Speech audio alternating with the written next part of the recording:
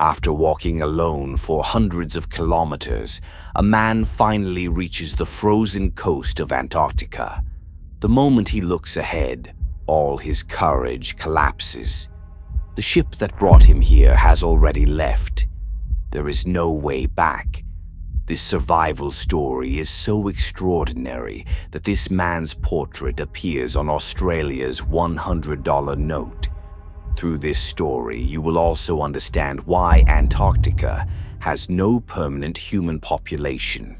On 2nd December 1911, an exploration ship named Aurora departs for Antarctica with 18 crew members. Their mission is scientific research on this unknown continent. The expedition is led by Douglas Mawson, an experienced Antarctic explorer. On the 8th of January 1912, they reach a region of Antarctica that had never been explored before. As soon as they land, they begin building their camp. Wind speeds here reach 240 kilometers per hour, and the extreme cold easily passes through their tents and clothing. To survive, the team builds wooden huts using timber brought from Australia. These huts become their base camp. It takes nearly a month to complete them. Since this expedition is focused on science, they also build a magnetic hut to observe changes in the South Magnetic Pole, along with astronomical observatories. During the Antarctic winter, temperatures drop below -90 degrees Celsius, making exploration impossible. The team survives the winter inside the camp. After nearly 10 months, summer finally arrives, allowing exploration to begin. 3 exploration parties are formed. The Western Party is sent west for scientific research. The Southern Party travels south to conduct magnetic surveys. The most dangerous mission is given to the Far Eastern Party, which must travel deep into unexplored Antarctica. The Far Eastern Party's goal is to travel nearly 600 miles from the base camp and map unknown regions. This team has 3 members: Douglas Mawson, 32 years old, and the leader Xavier Mertz, a 30-year-old Swiss ski champion, Belgrave Ninnis, a 23-year-old British Army officer. They travel with 12 sled dogs, pulling 3 heavily loaded sledges, carrying food, tents, scientific equipment, and dog supplies. On 10th November 1912, their journey begins. The dogs are strong and trained, but the men must guide them by running alongside the sledges, tied by ropes. The terrain becomes increasingly dangerous. Glaciers, hidden crevasses, and frozen rivers block their path. In several places, they are forced to lift the sledges by hand. After weeks of travel, the men suffer from frostbite and snow blindness caused by sunlight reflecting off the ice. Severe storms force them to stay in one place for 3 days. As supplies are used, one sledge becomes empty, and its load is redistributed to the remaining 2. By day 35, they have covered nearly 500 kilometers. Then disaster strikes. A hidden ice bridge collapses beneath the heaviest sledge. Belgrave Ninnis, along with the strongest dogs and almost all the food and equipment, falls into a 160-foot deep crevasse. Mawson and Mertz call out for hours, but there is no response. Ninnis is gone. Almost all their supplies, including dog food, are lost. They now have only 10 days of food, while the return journey will take more than a month. With no other option, Mawson and Mertz turn back immediately. With no dog food, they are forced to kill the weakest dogs one by one, using the meat to survive and to feed the remaining dogs. Mertz, who was a vegetarian, forces himself to eat dog meat to stay alive. As the journey continues, Mertz's health rapidly declines. Both men unknowingly consume dog liver, which contains extremely high levels of vitamin A, toxic to humans. Eventually, the last dog is killed. Soon after, Xavier Mertz becomes too weak to move. His skin begins peeling and he slips in and out of consciousness. One morning, Mawson wakes to find Mertz dead. Now completely alone, Mawson still has 160 kilometers left to reach the base camp.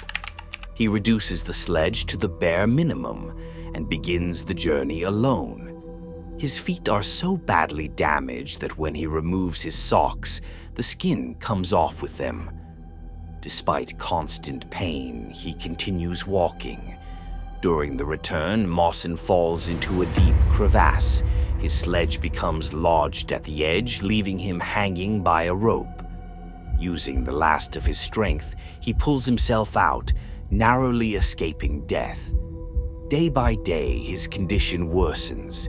His hands lose skin, his hair and nails begin falling out, and he is slowly starving. Just when survival seems impossible, he spots food left behind by a search party, along with a note saying the base camp is 23 miles away. The ship had left only 6 hours earlier.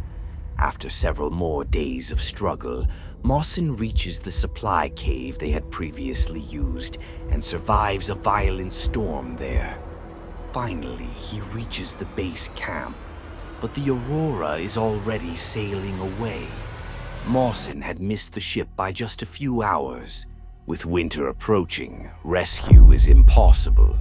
Mawson is forced to survive another full year in Antarctica, along with 5 men who voluntarily stay behind to support him.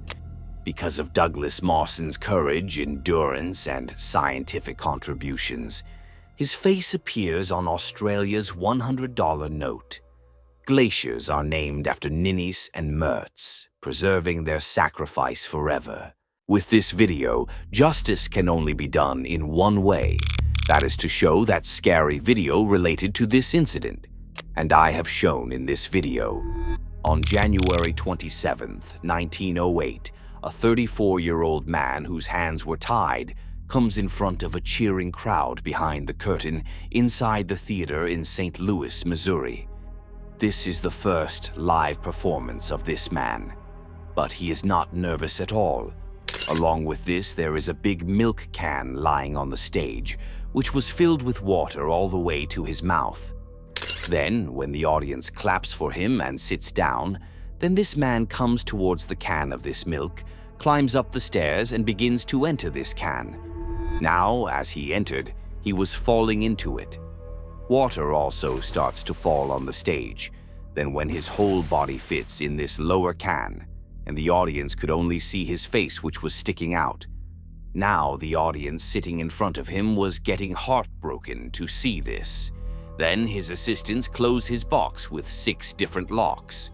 Then they bring something like a cabinet and close the can with a lock. Means now the can is not in the view of this audience. Now the audience here had never seen anything like this before. Then all of a sudden they start arguing with each other that how will this guy survive this thing?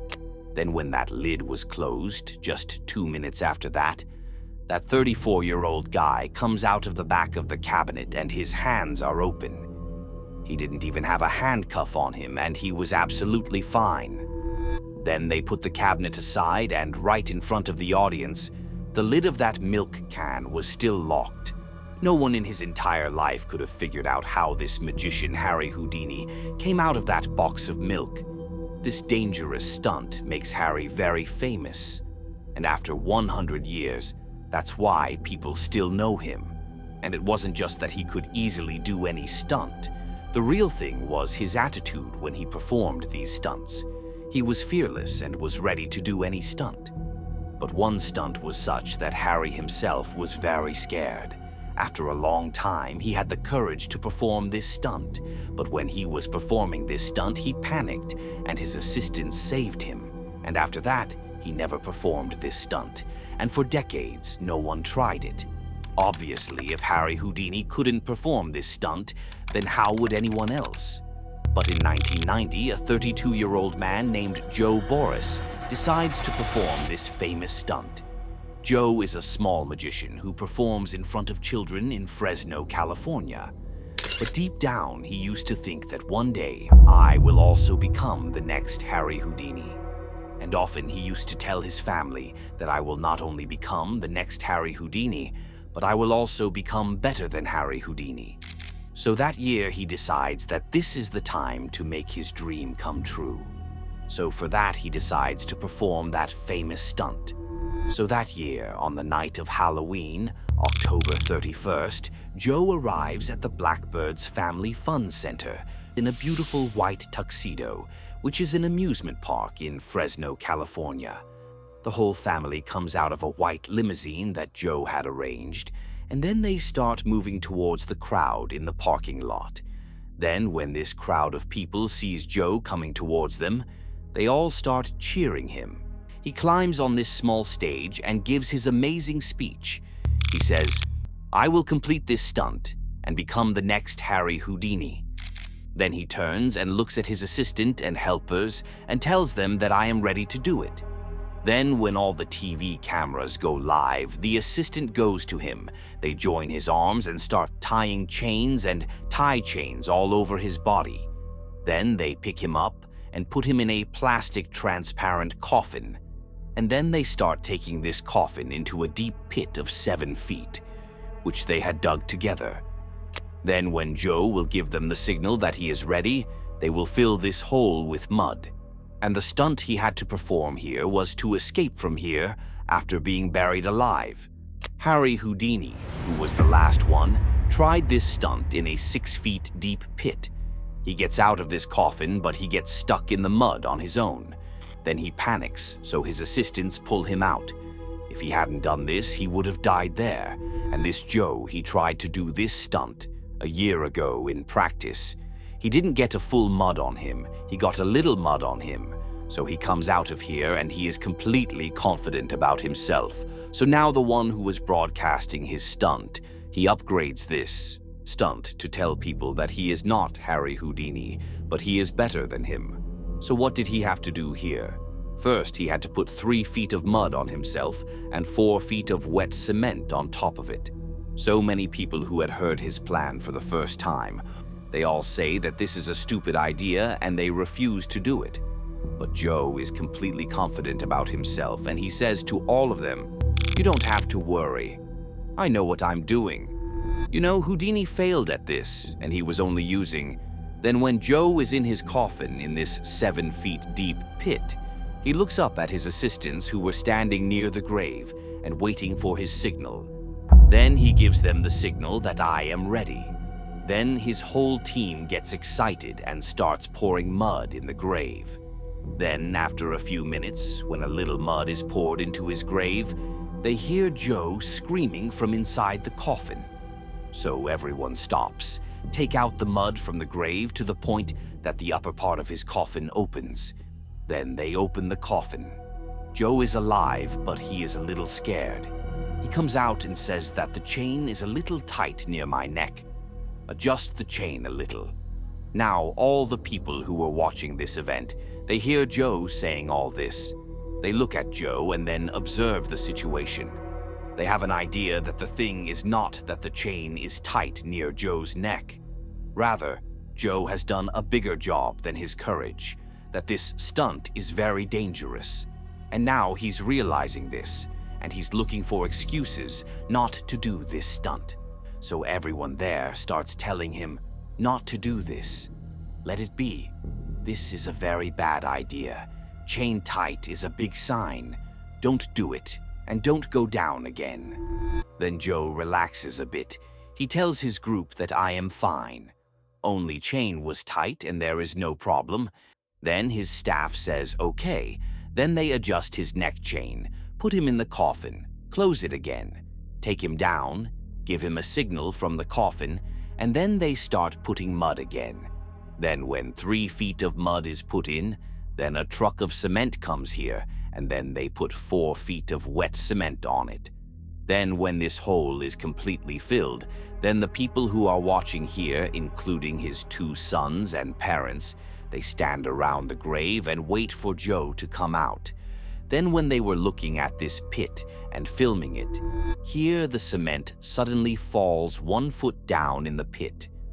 What happened here was that the 15,000-pound weight of mud and cement that they had put on top of the coffin, due to which the upper part of its coffin breaks, and in a second all the mud and cement enters its coffin, means there was mud all around it, and now it was actually buried alive. Here, the audience immediately comes into action and tries their best to get Joe out, but it takes them 30 minutes to finally get to him. Then when they get to him, he dies. And ironically, Joe dies exactly on the 64th death anniversary of Harry Houdini.